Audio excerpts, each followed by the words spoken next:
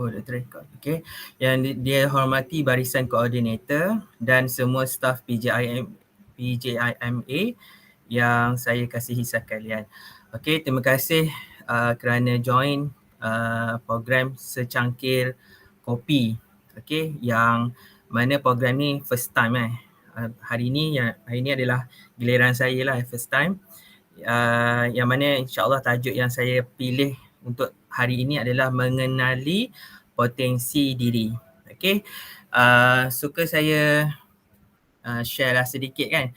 Dalam surah Al-Ihsan, Allah Subhanahu Wa Taala ada merakamkan dalam Al-Quran, dalam surah Al-Ihsan kan, inna hazihi tazkirah faman syaa attakhaza ila rabbih sabila. Allah kata inna hazihi tazkirah, sesungguhnya inilah mengenai keterangan dalam Al-Quran yang menjadi sebagai peringatan. Okey, maka inna hazihi tazkirah faman syaa attakhaza ila rabbih sabila. Maka sesiapa yang mahu akan kebaikan, maka bolehlah dia mengambil jalan untuk mencapai keredaan dan untuk mencapai keredaan Allah Subhanahu Wa Taala. Jadi apa yang saya nak sampai ni adalah sedikit mengenai perkongsian je lah. Okay.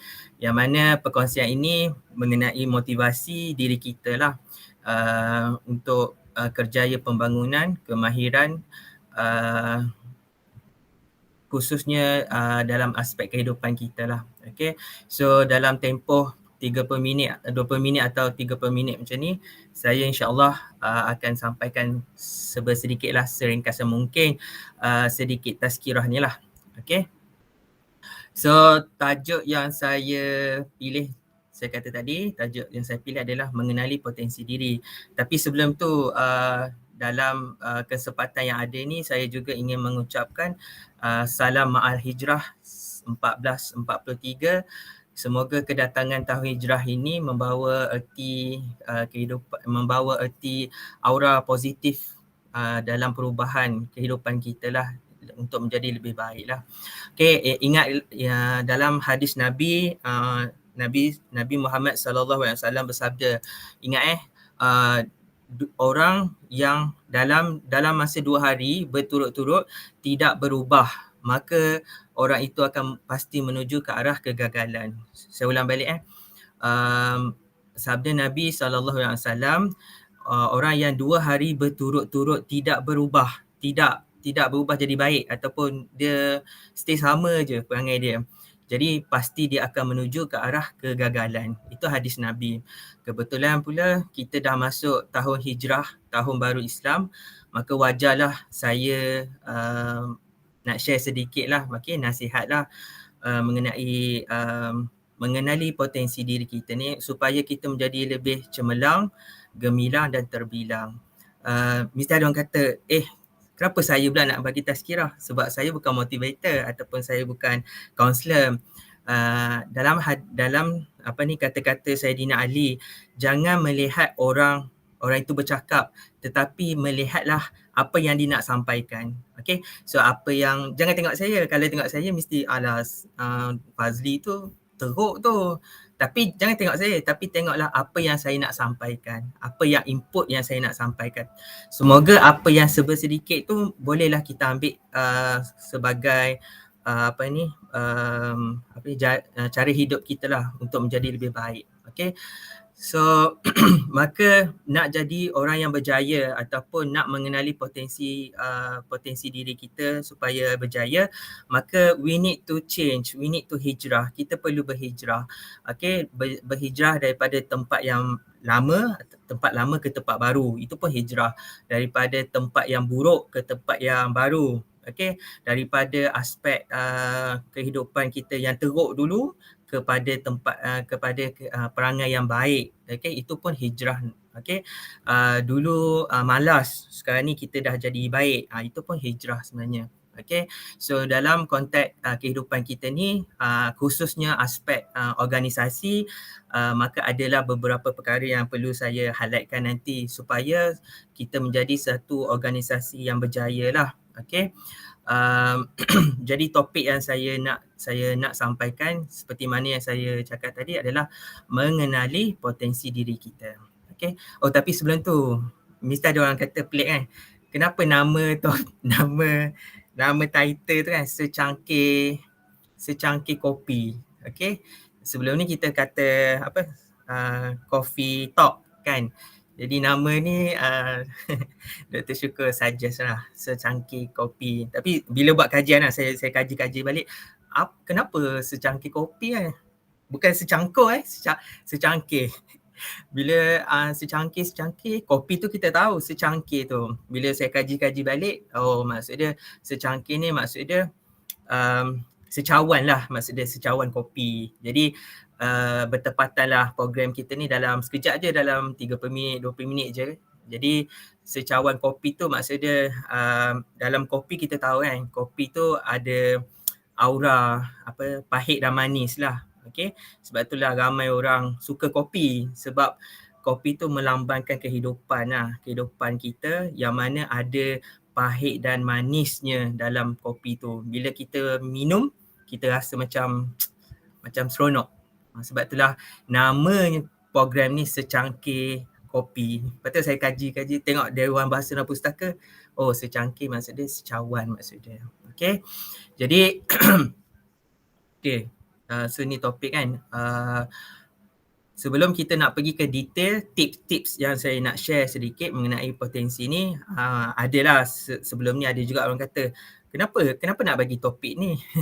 Kenapa nak berubah? Kenapa nak tahu potensi diri? So ikut kajian, 94% orang memang dia tak nak berubah. Ini kajian yang saya tengok daripada Datuk Fazilah Kamsah. Dia dalam kajian dia selama 25 tahun, 94% orang manusia dia tak nak berubah. Sebab apa? Sebab dia dah berada dalam comfort zone yang selesa. Sebab tu dia tak nak berubah. Jadi tuan-tuan dan puan-puan, jom ikut saya nak buat satu aktiviti lah. Satu aktiviti nak tahu potensi diri kita. Di mana aktiviti ni biasalah kalau siapa ambil modul finishing school SCP, ada program ni lah. Maksud dia weakness dan strength. Kalau saya bagi masa lah, contoh saya bagi masa Dr. Tajul ataupun semua audien kat dalam ni, dalam masa 1 minit contoh, listkan weakness dan strength kita. Okay, kelemahan kita dan kekuatan diri kita dalam 1 minit contoh. Apa agak-agak? Kak Ita contoh, saya minta listkan apa kekuatan kita sebenarnya, apa kebaikan kita lah sebenarnya kita, apakah keburukan kita. Cuba list. Kalau kita list, kita boleh tengok kekuatan kita, kelemahan kita. Contohlah dalam 1 minit. Boleh tak fikir macam apa kelemahan kita, kelemahan kita, kebaikan kita. Bella, contoh Bella. Apa kebaikan Bella? Apa kelemahan Bella? Cuba agak-agak.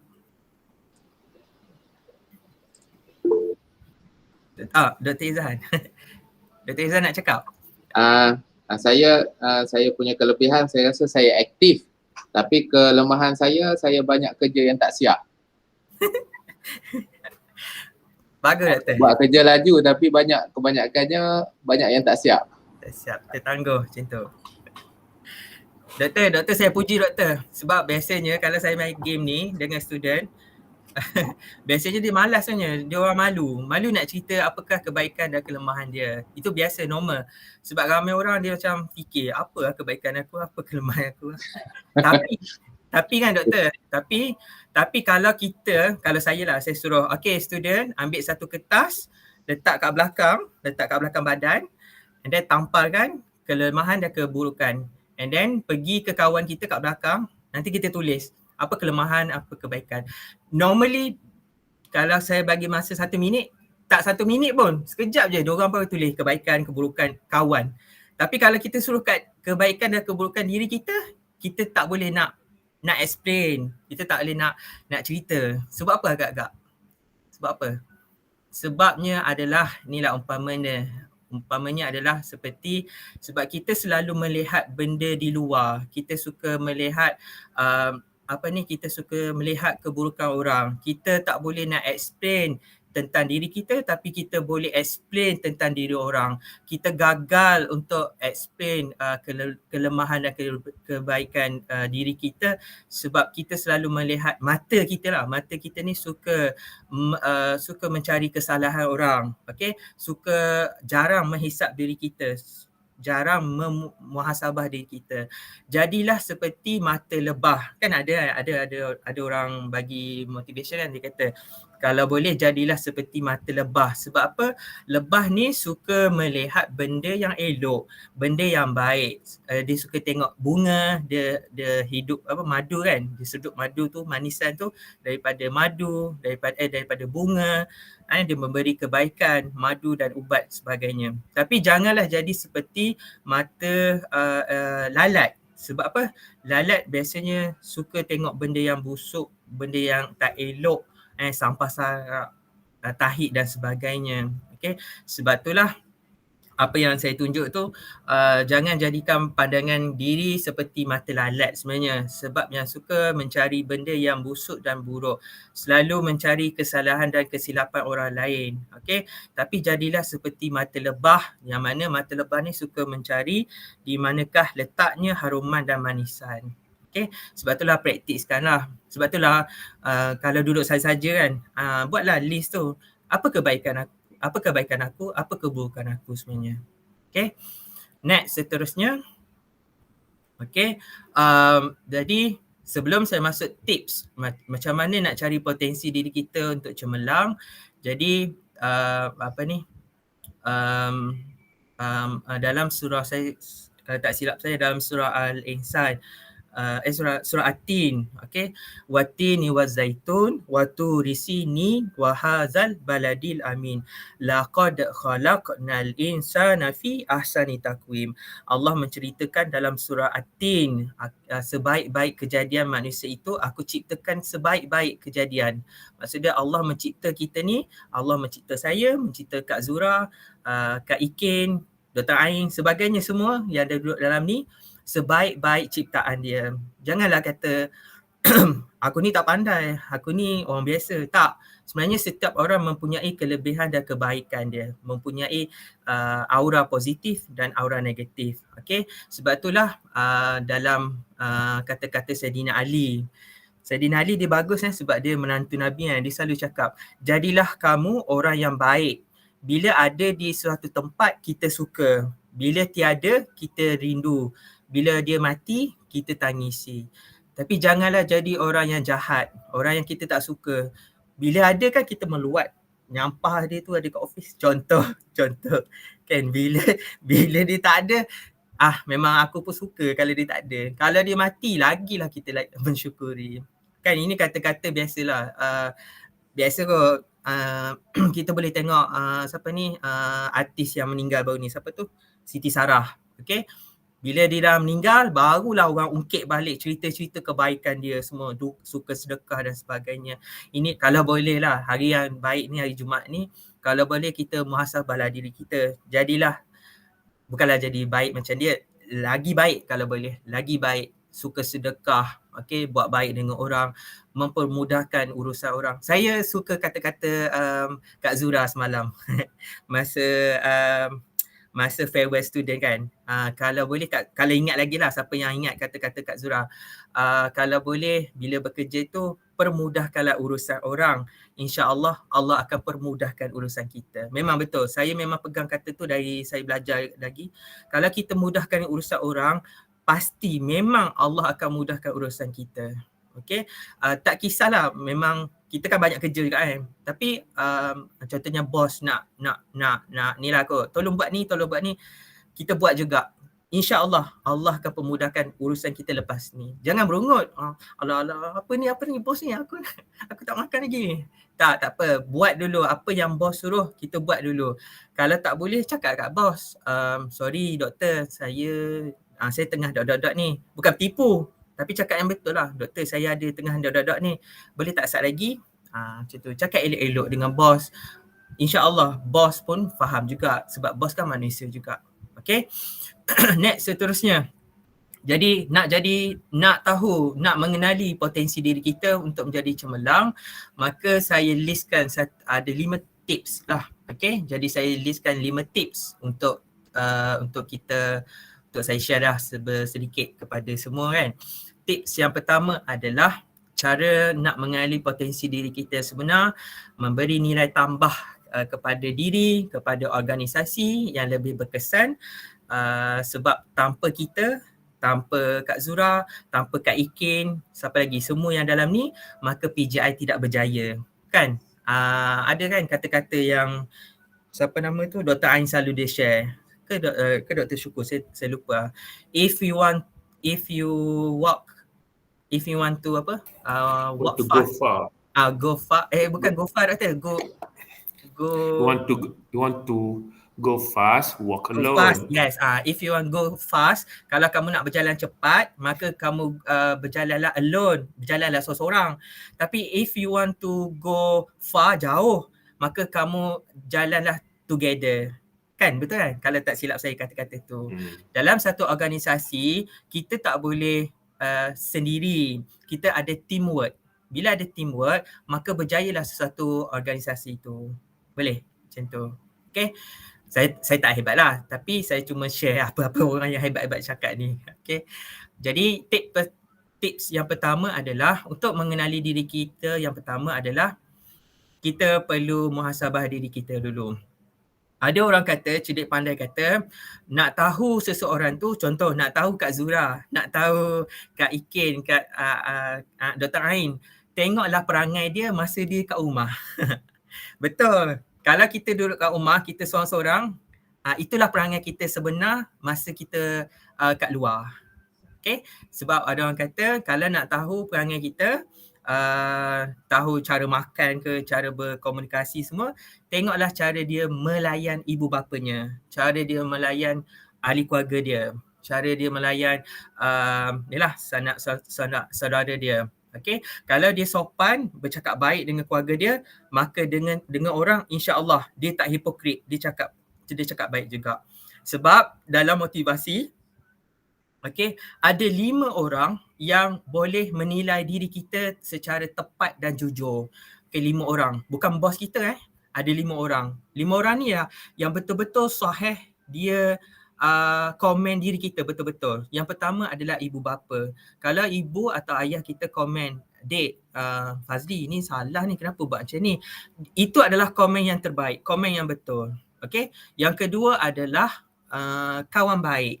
Kawan baik, apabila dia tegur kesilapan kita, ambillah teguran dia secara baik. Okey. Yang ketiga adalah guru. Okey, guru kita. Yang keempat adalah adik-beradik. Yang kelima musuh kita. Ada 5.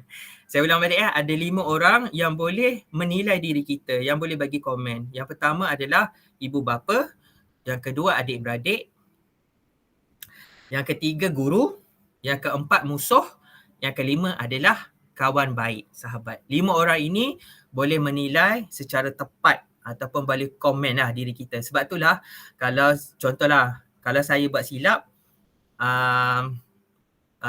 kalau saya buat silap, biasanya kawan baik akan tegur. Tapi kalau kawan yang tak berapa baik tu tegur saya, mesti kita macam angin sikit, macam dia ni ngomen pasal orang pula ni. Kan, itu biasa. Tapi kalau kawan baik message text kita, kau tadi kenapa cakap macam tu kita boleh adapt. Sebab apa? Sebab dia kawan baik. Sebab itulah dalam organisasi, bos ataupun siapa-siapa staff biasa, kalau nak tegur, tengok dulu ciri-ciri dia macam mana. Okay, kalau dia kawan baik kita boleh direct cakaplah, tegur dia. Okay, nanti saya ada lagi tips seterusnya, nanti saya share sekejap lagi Okay, next seterusnya, yang pertama tadi saya kata, ulang balik tadi, tips yang pertama adalah muhasabah diri kita. Macam mana cara kita, kehidupan kita di rumah dengan di luar, macam mana. Okay, tips yang kedua adalah mengenali potensi diri kita. Kita sebenarnya boleh tahu di sebalik nama kita. Okay, nama contoh Mazura, Kak Mazura, ada meaning dia. Okay, nama saya Fazli Amri.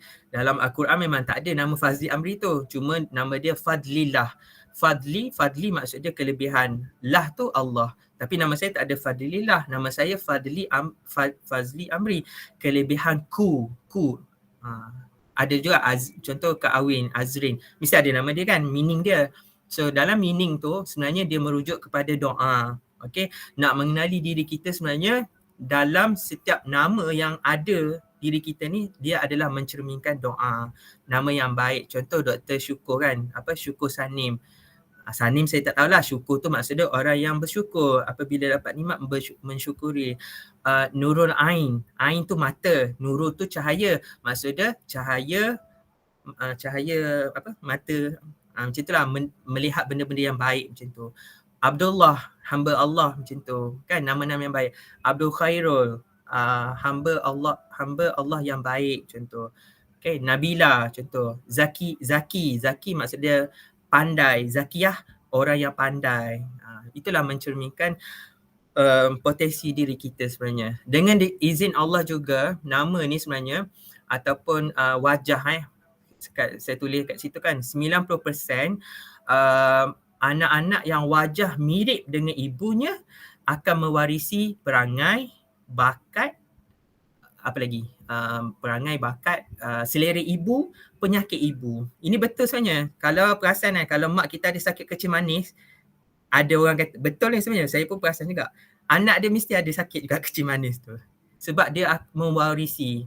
Kalau 90% lah, siapa yang muka dia mirip dengan mak dia, mesti dia akan mewarisi tu. Potensi mak dia, bakat mak dia, suka menyanyi, anak dia suka menyanyi nanti. Apa lagi? Sakit. Okay. Pergi amalan yang mak dia selalu buat, anak dia akan ikut. Tapi kalau 95% muka anak dia mirip dengan ayah dia, maka anak tu akan mewarisi kehebatan, masalah, penyakit lah. Penyakit tak? Penyakit, betul. Penyakit ayah dia. Okay, cuba tengoklah nanti muhasabah diri. Tengok diri kita ni, muka kita ni sebenarnya mirip. Mirip siapa sebenarnya? Mirip ayah ke mirip mak sebenarnya? Tengok gambar, kita boleh ni lah. Okay, next seterusnya. Untuk mengenali diri kita juga, untuk mengenali potensi diri kita, kita boleh tahu dari segi tarikh lahir sebenarnya. Okay, tarikh lahir juga mencerminkan identiti seseorang itu. Okay, sebab tarikh lahir ni, saya rasa orang tua selalulah sebut kedudukan matahari, bintang, bulan mempengaruhi perangai kita. Saya selalu dengar mak saya lah cakap, sebab kakak saya bersalin tiba-tiba baru ni bersalin, tiba-tiba dia dapat anak buah waktu tengah hari. Lepas tu mak saya kata, alah dapat tengah hari, nanti anak jadi aktif lah. Saya tu cakap, kenapa cakap macam tu? Sebab dia mempengaruhi matahari, bulan dengan bintang. Sebab itulah macam saya lahir waktu subuh.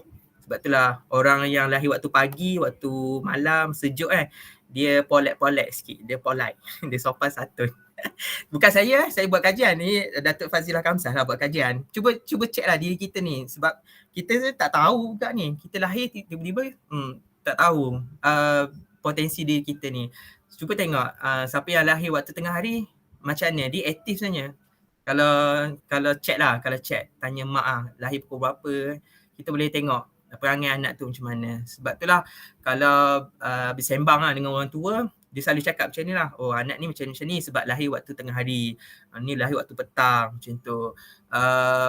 Saya pernah pergi Aceh, Indonesia, yang bawa saya Pak Supir Pak Supir tu selalu cakap, dia kata, adik, kita kena perlu belajar juga ilmu alam, dia kata. Ilmu alam. Saya kata, ilmu alam tu apa? Lepas tu Pak Supir tu kata, ilmu yang kamu belajar, sains tu, semua teknologi itu betul. Tapi kalau kamu nak tanam pokok, nak tanam apa? Nak tanam pokok cili ke apa, kamu kena belajar juga ilmu alam. Pokok berapa perlu tanam, tengok suhu dia macam mana. Itu Pak Supir beritahu masa yang saya pergi Aceh tu lah. Sebab ilmu alam ataupun yang ni lah kaitan dengan bulan, bintang, matahari ni mempengaruhi perangai kita juga. Okay, sebab itulah kalau tengok dalam slide saya ni, orang yang lahir pada bulan genap, bulan apa? Bulan 2, bulan 4, bulan 6, bulan 8, bulan 10 dan bulan 12. Orang ini extrovert. dia mudah bercampur. Kalau tak percaya kan, kalau tak silap saya lupa ni, Dr. Taju bulan 12 kan, kita celebrate birthday dia itu kan. Kita boleh tengok sebenarnya orang tu. Kan? Saya bulan 12. Berapa?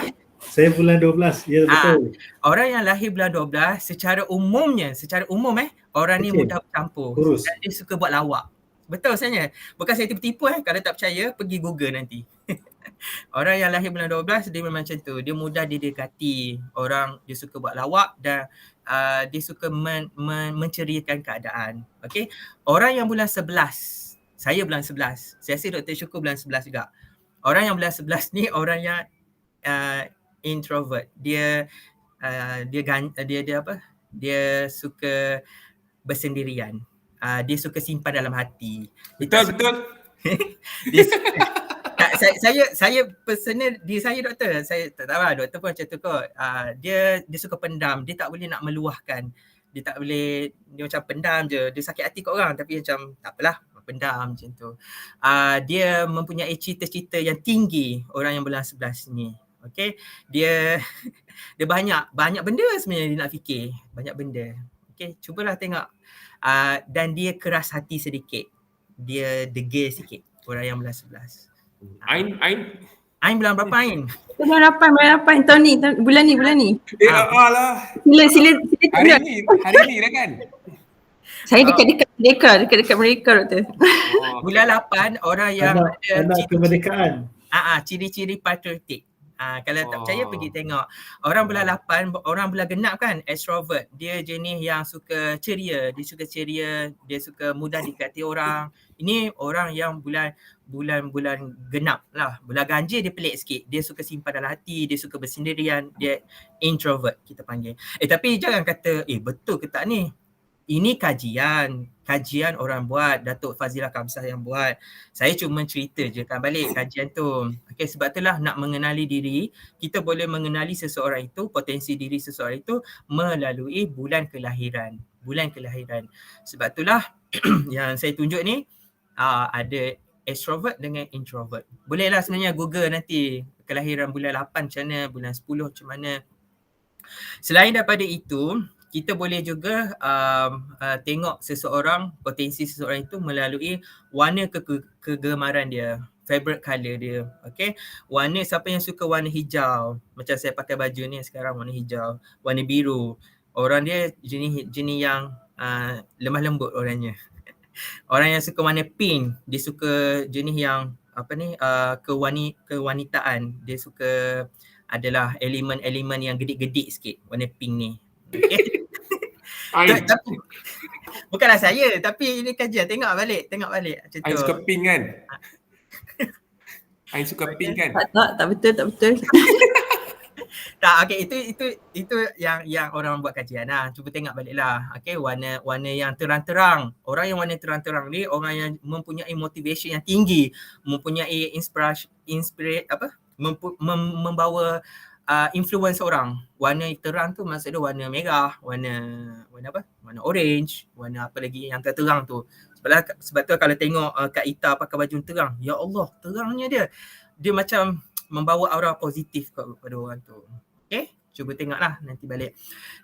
Dalam slide juga saya ada tunjuk iaitu nak mengenali potensi diri kita juga. Kita boleh kenal seseorang itu melalui susunan adik-beradik, susunan kita panggil apa? Susunan anak lah, sibling adik-beradik tu. Sebab itulah contoh saya anak tengah-tengah, middle kan. Kalau middle ni orang yang jenis fleksibel, dia boleh dengar Kak Zura cerita, saya boleh dengar bos cerita. Okey. Orang yang anak tengah ni dia secretive, dia berahsia, betul? Saya akui memang betul. Saya memang ni strong negotiator dan generous. Generous tu maksudnya pemurah. Saya akui betul. Itu betul. Anak yang middle, anak yang tengah. Dan dia mudah didekati oleh adik-beradik. Dia boleh masuk dengan abang dan dia boleh masuk dengan adik sebab dia middle tengah. Itu anak yang tengah. Kalau anak sulung, siapa anak sulung kat sini kan? Siapa anak sulung? Anak sulung ni dia jenis ego sikit. Okay, mentang-mentang anak sulung, dia pun macam aku kan sulung, apa aku buat kau kena ikut lah. Dia macam action sedikit. Kalau tengok tu bossy, tu ayat tu, bossy. Ain. Dia bossy. Sebab tu lah kalau lah macam anak bongsu dia jenis manja, Dr. Izhan. Dia tengok tu kreatif, okay, kompetitif, apa lagi?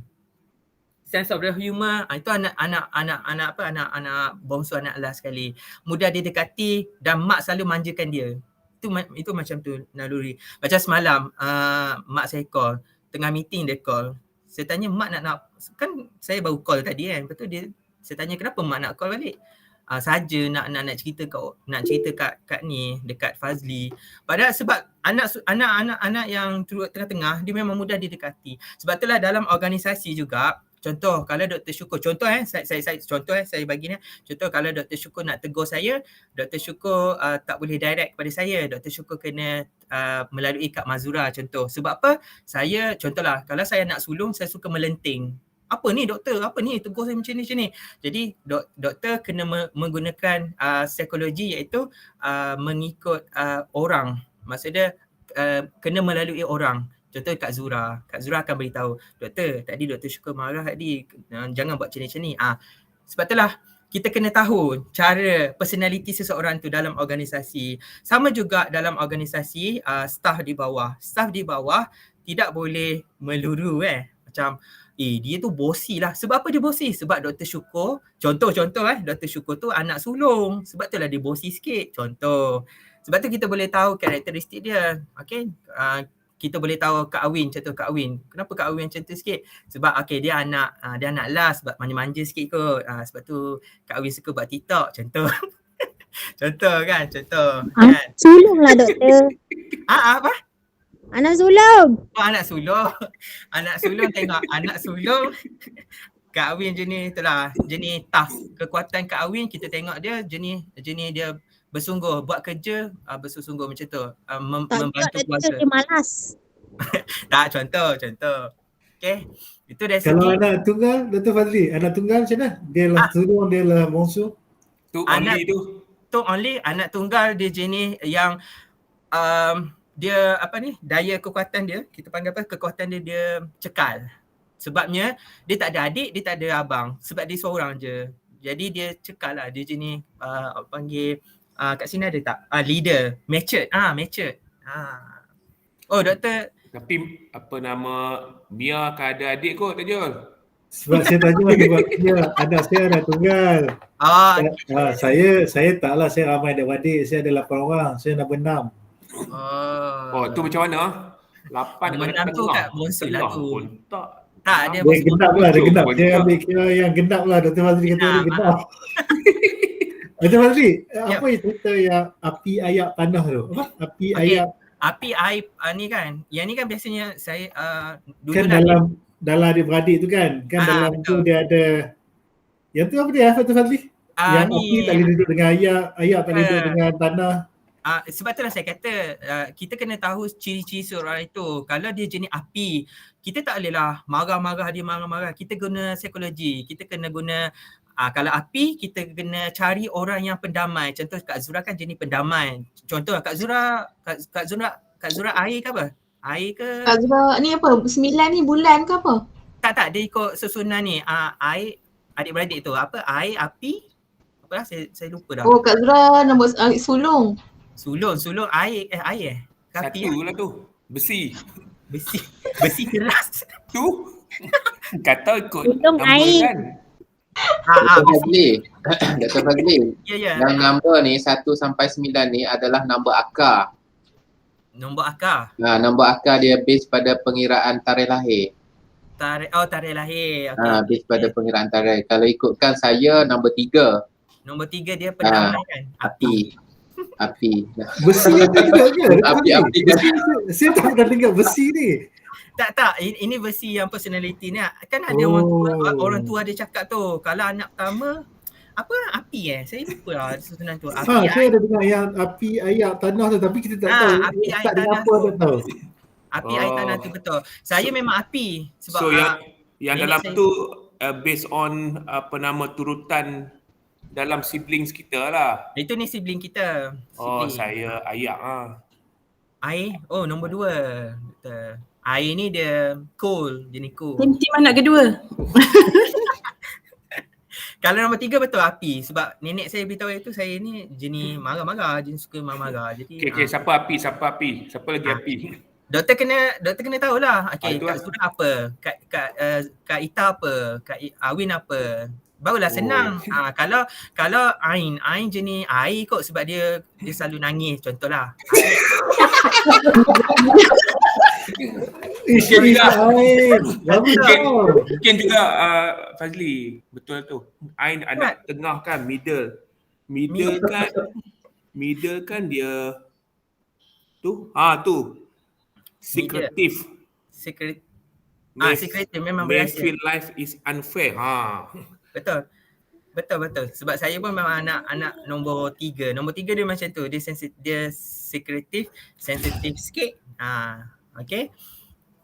Kita boleh mengenali lah seseorang itu. Ain dah tutup dah kamera tengok. Okey. Ain jangan nangis Ain. Okey, tip yang kelima. Nak mengenali seseorang itu potensi diri kita adalah boleh melalui dari segi kartologi. Kartologi adalah jenis tulisan dia. Kalau tulisan yang cantik macam Kak Zura cantik kan. Kalau ke belah kanan ke belah kita panggil apa? Ke belah tulisan yang condong ke arah kanan. Kalau bahasa yang saya tulis itu you are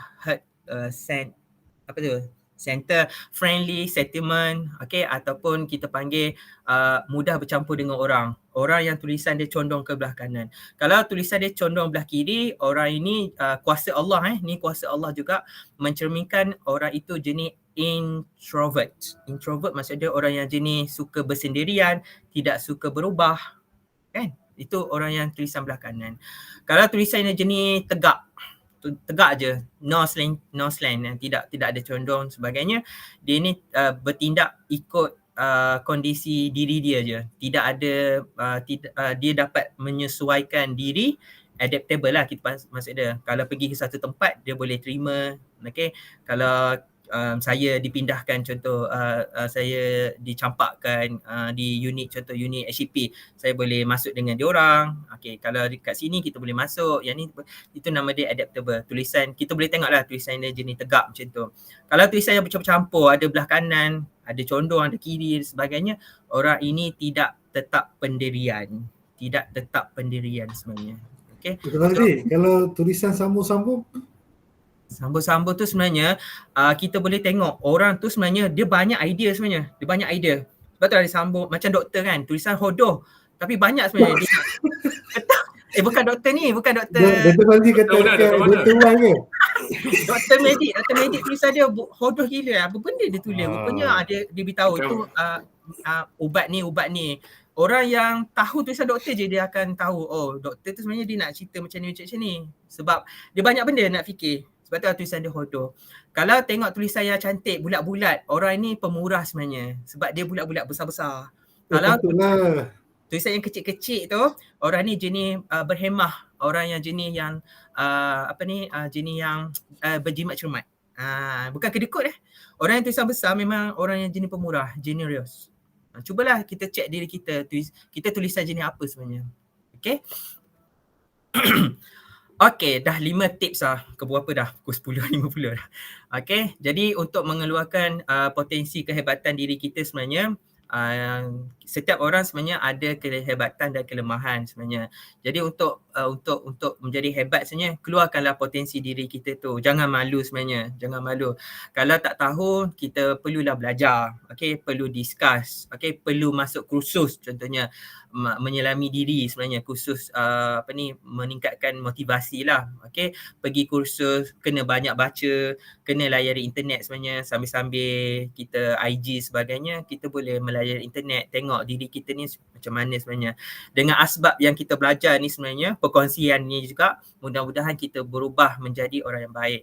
Ingat tadi yang saya kata tadi tu, masa awal-awal sekali, orang yang 2 hari berturut-turut tidak berubah. 2 hari berturut-turut, hari ni dengan esok contoh, dia tidak berubah, sama je, maintain je. Maksud dia orang itu pasti akan menuju ke arah kegagalan. Itu hadis Nabi. Sebab itulah masa lalu adalah tempat terbaik untuk belajar. Masa yang sebelum ni adalah masa yang terbaik kita belajar. Experience is the best teacher kalau tak silap saya. Experience itu the best teacher. Orang yang selalu jatuh, lepas tu dia bangun balik. Itu orang yang bagus. Tapi orang yang selalu jatuh, lepas tu dia bangun, dia jatuh lagi, lepas tu dia bangun. Dia banyak belajar lah apa kesilapan dia selama ni. Tapi orang yang jatuh, sebenarnya orang ni tak bagus. Sebab dia tak belajar apa benda kesilapan diri dia sebenarnya. Masa depan adalah tempat terbaik untuk berharap. Masa depan, in future, tempat terbaik untuk kita mengharap. Aku nak jadi apa sebenarnya? Aku nak dapat anugerah. Contoh aku nak dapat anugerah khidmat cemerlang contoh. Kita kena ada target, misi dan sebagainya. Hari sekarang ni, hari Jumaat ni adalah waktu terbaik untuk kita berjuang. Sebab itulah kalau tak silap saya lah ada hadis Nabi kot. Kalau esok dalam Al-Quran, fa'as-sadaqa, apabila nyawa tu dihalkum dah, kalau boleh lah orang nak mati tu, dia nak sumbangkan, dia nak bersedekah juga. Sebab apa? Ada masa buatlah perkara yang baik. Sebab itulah saya tak silap ayat Quran tu, tapi memang fa'as-sadaqa wa akum minas solihin. Apabila nyawa tu dihalkum dah, pasti orang yang nak mati tu nak sumbangkan, nak buat amal jariah lagi macam tu. Sebab Allah rakamkan dalam Al-Quran juga. Sebab itulah masa terbaik dalam surah An-Nas kan, wal asri innal insana lafi khusr, demi masa sesungguhnya manusia itu dalam kerugian kecuali orang yang berpesan-pesan pada ke arah kebaikan dan berpesan-pesan pada ke arah kebenaran kan, kalau tak silap lah.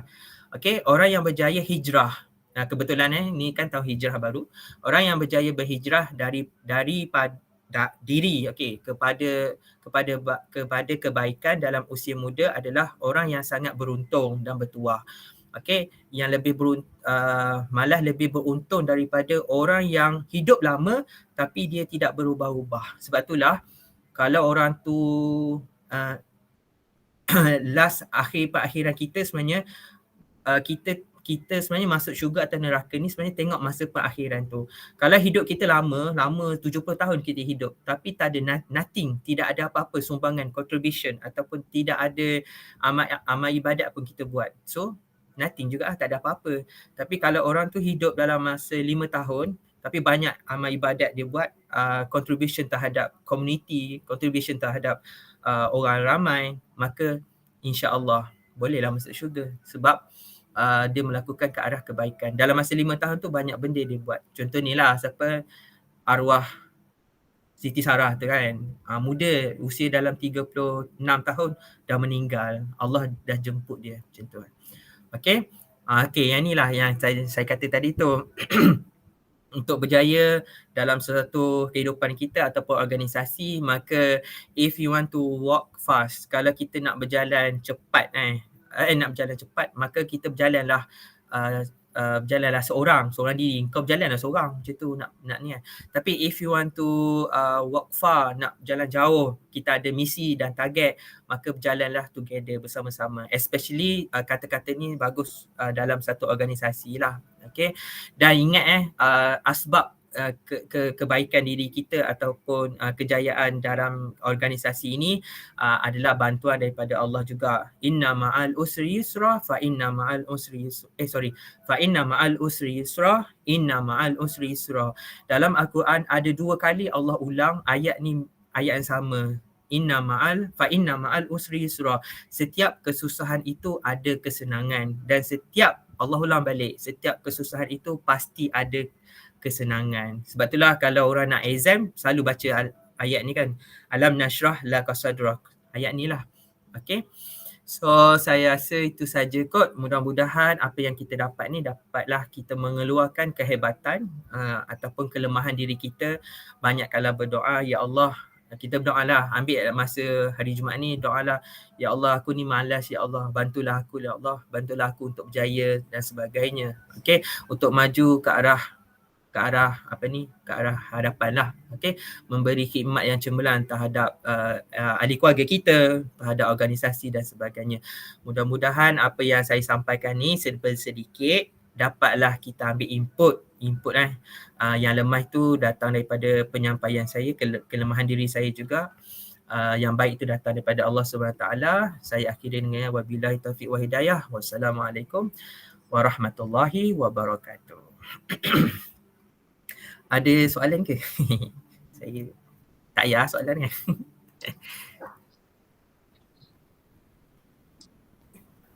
Adakah ada nak tanya ke apa-apa? Dia sebenarnya saya puja jugalah Dr. Idea buat macam ni kan. Dia macam usrah lah. Dulu masa belajar dulu kan kita panggil usrah. Dalam satu hari kita perlu juga usrah diri kita ni sebenarnya. Okay.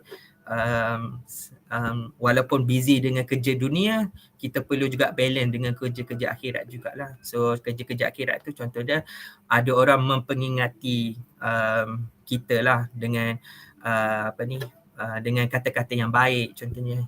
Ini sangat bagus lah, saya kalau boleh teruskan lagi lah. Dan untuk pengetahuan semua, 2 minggu lagi nama koordinator yang akan bagi sharing ni adalah Cik Niza.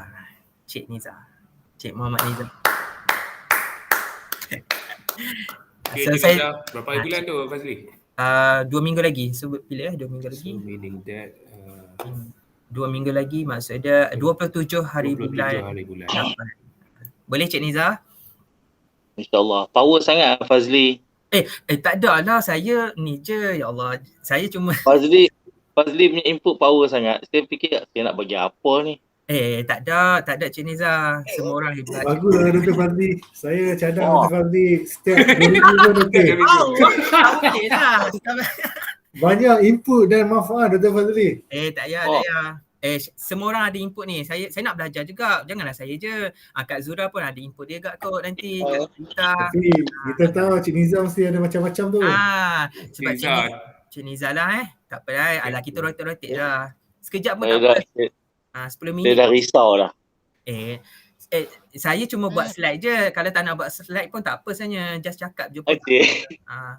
Okay. Ada soalan ke apa? Tak ada.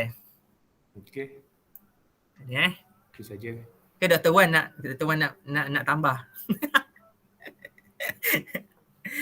Okay. Terima kasih semua.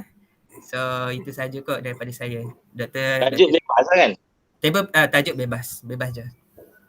Okay, Apa-apa je Cik Niza. apa-apa je, tak kisah. Kecuali politik lah. Tadi Okay. politik.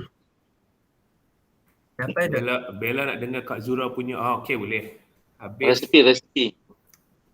koordinator kita bagi Kak Mazura pula. Ya, InsyaAllah boleh. Okay. Okey. So surat latihan nanti saya bagilah kepada semua. Okay, boleh. Okay, itu saja kot. Jadi kita akhirin tasbih kifarah dengan surah Walas. Subhanakallah wa bihamdik asyhadu an la ilaha illa anta astaghfiruka wa atubu ilaik. Cantik mic Dr. Fazli. Mana goal. Dah ada ni tapi saja tak nak ni. Okay. So insyaAllah kita jumpa balik nanti 27 hari bulan 8. Mana tahu Dr. Cik Niza nak bagi tajuk Merdeka kot. Mana tahu? Merdeka diri. Merdekakan diri Cik Niza. Merdekakan diri. Boleh juga. Merdekakan diri, merdekakan minda Cik Niza. Merdekakah aku? Merdekakan aku. Okay. Boleh. Cik Niza beri tajuk nanti sebab kita nak buat poster sikit. Oh ya. Gambar Ada apa poster? kita ada? Gambar banyak. Ah, Gambar santai banyak kan yang Cik Niza punya. Aduh. okay. InsyaAllah. Saya ikut. Okay, terima kasih Fazli. Okay. Okey, terima kasih Dr. Fazli. Terima kasih. Assalamualaikum. Jumpa Salam. lagi. Okay, terima kasih. Okey Dr. Fazli. Terima kasih semua. Assalamualaikum. Terima kasih.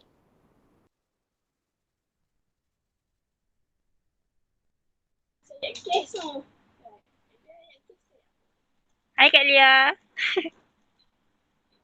Hai Bella. Kak Lia kat mana? Office ke? Office. Oh, okay. Kat rumah je. Kevin.